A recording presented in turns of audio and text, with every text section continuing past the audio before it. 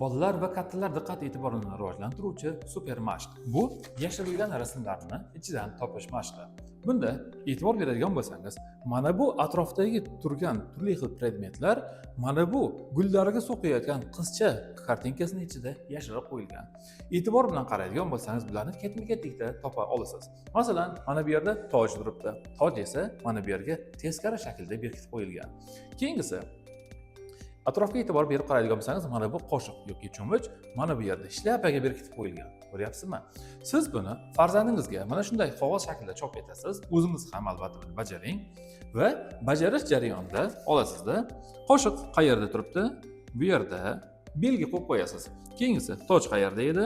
Mana bu yerda belgi qo'yamiz. Mana shunday shaklda siz barchasini topib chiqasiz.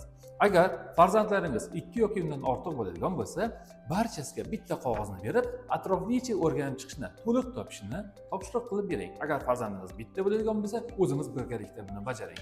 Birozdan keyin esa farzandingizda ham diqqat e'tiborni, ham xotirani kuchaytirganini ko'rasiz.